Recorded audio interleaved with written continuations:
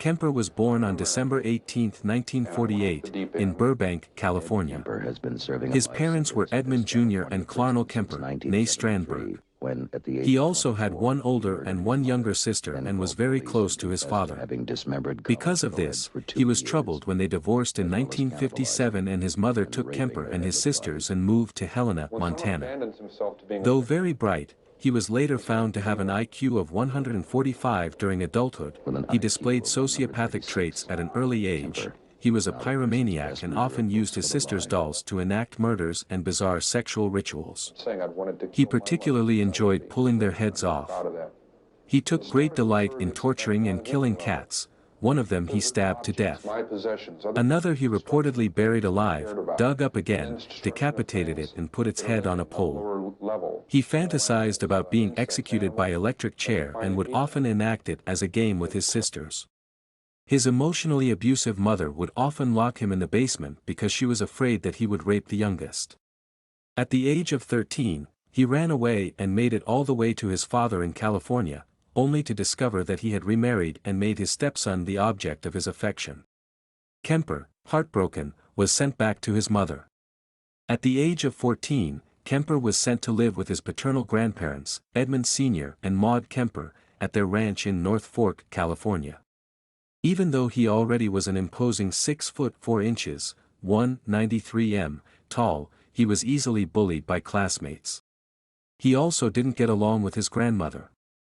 On the afternoon of August 27, 1964, he shot and killed first her, then Edmund Sr., with a rifle that had been given to him for Christmas the previous year. Sources vary on exactly how it happened. Some claim it was a spur of the moment after Kemper and she had an argument.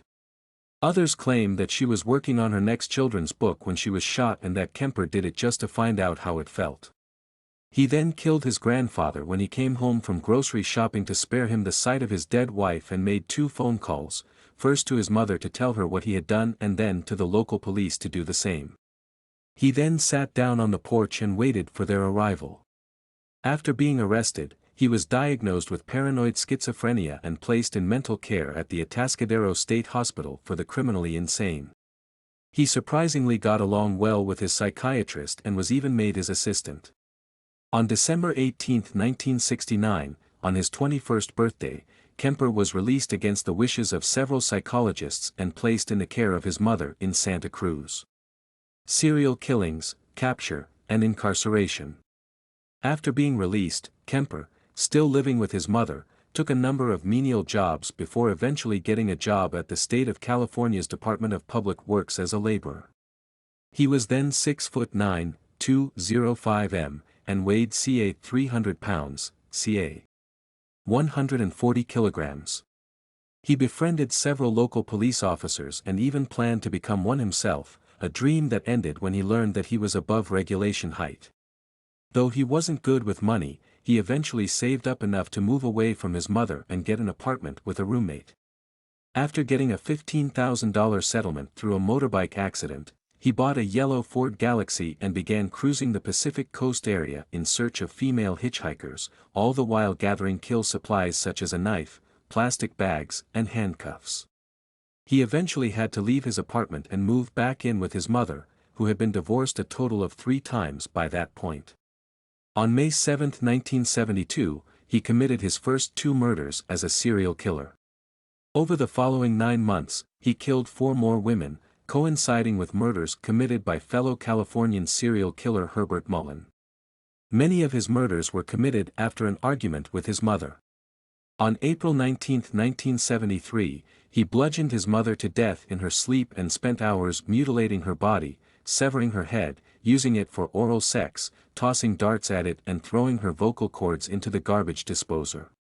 When the murder didn't satisfy his homicidal needs, he invited over Sally Hallett, a friend of his mother, and killed her as well when she arrived. Kemper then took his car and drove away, all the while listening to the radio for reports about his murders. After 4 days on the road without hearing any such broadcasts, he stopped at a phone booth in Pueblo, Colorado, called his friends at the Santa Cruz PD and confessed to his 8 murders. At first, they thought it was a poor joke, but, after a few phone calls, learned that he was telling the truth. He then sat down in the car and waited for them to come and arrest him. After unsuccessfully pleading insanity, he requested to be sentenced to death and executed by electrical chair, like he had fantasized about, but due to the state having temporarily suspended capital punishment, he was denied his childhood dream and sentenced to life in prison. While in prison, he was one of the first 36 convicted killers to be interviewed by the then recently founded Behavioral Science Unit. He was interviewed 3 times by Robert Ressler. During the 3rd time, the guards didn't respond when he called for them and he found himself locked in the small room alone with Kemper, who started making death threats and taunting him. When the guard finally came, he claimed to have been kidding. John Douglas, who also interviewed him, later admitted to liking Kemper, who was friendly, open, and sensitive when they spoke. Kemper is still, March 2021, serving his sentence at the California Medical Facility in Vacaville. Kemper targeted women, most of whom were co-eds aged in their teens to mid-20s, most of whom attended the same college his mother worked at. All victims during his serial killer period, with the exception of his mother and Sally Hallett, were hitchhikers who were given rides by him when he cruised around.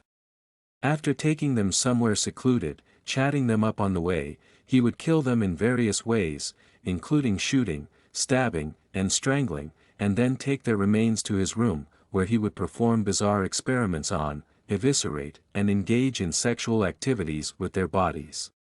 He would also decapitate his victims' heads and have oral sex with them.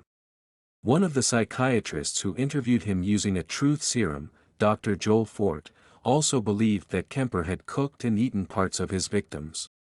He took Polaroid photos of their mutilated corpses as souvenirs. After he was done with the bodies, he would dispose of them, often by throwing them into a ravine or a gorge. The heads of some victims were buried in his mother's garden, with Kemper claiming he placed them there because his mother always wanted people to look up to her. When he killed his grandparents, he shot them both with a .22 rifle.